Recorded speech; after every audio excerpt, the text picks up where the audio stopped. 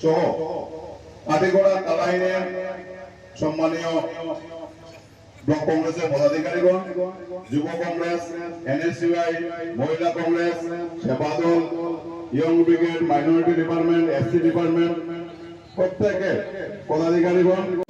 এনেকুৱা মুখ্যমন্ত্ৰী যদি অসমত বেছি দিন থাকিবলৈ হয়, অসমখন যদি কেতিয়াবা কাৰোবাক বেছিও দিয়ে আমি আচৰিত হ'বলগীয়া নহ'ব। তেওঁ গ্ৰাহক পোৱা নাই মুখ্যমন্ত্ৰীয়ে, যদি ভাল গ্ৰাহক পাই যায় এই মুখ্যমন্ত্ৰী অসম বেচিবলৈও কুণ্ঠাবোধ নকৰিব। সেইকাৰণে বন্ধুসকল, আমি আমাৰ ৰাজ্যখন বচাব লাগিব। আমাৰ মিলা মিছা শান্তি সম্প্ৰীতি ভাতৃত্ববোধ বচাব লাগিব। আমাক শংকৰদেৱে কি কৈছিলে? আমাক শংকৰদেৱে শিকাইছিল, আমি শংকৰদেৱক গুৰু মানো। শংকৰদেৱে শিকাইছিল, তেওঁ যেতিয়া ধৰ্মসভাত বৰপেটাত নামঘৰ সাজি বহিছিল, তাত নগাৰ নৰোত্তমক বহাইছিলে, গাৰুৰ গোবিন্দক বহাইছিলে, মিচিঙৰ পৰমানন্দক বহাইছিলে, চিৰুৰ কাষ্টৰ পুৰুষোত্তমক বহাইছিলে আৰু মুছলমানৰ চাংখাইকো কাষত বহাইছিলে। সেয়া 550 বছৰ আগত শংকৰদেৱে কৈছিল। আজান ফকীৰে আমাক কি শিকাইছিল?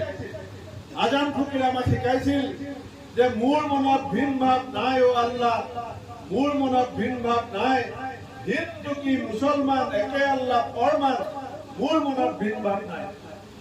আমি আজান ফকীৰৰ কথা শুনিম, আমি শংকৰদেৱৰ কথা শুনিম, নে আমি হিমন্ত বিশ্ব বিজেপি RSSৰ কথা শুনিম?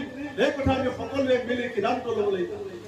কবি গুৰু ৰবীন্দ্ৰনাথে গানত লিখিছিল, আমাৰ ডক্টৰ ভূপেন হাজৰিকাই গানত গাইছিল যে কিছু ল'ব লাগে, কিছু দিব লাগে, জিন যাবলৈ হ'লে।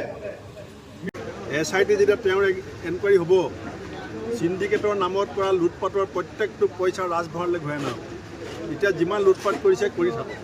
কংগ্ৰেছ চৰকাৰ হোৱাৰ 100 দিনৰ ভিতৰত অসমত SIT আমি গঠন কৰিম আৰু এই লুটপাটৰ পইচা চব অসমৰ ৰাইজৰ ৰাজভঁৰাললৈ আমি ঘূৰাই আনিম।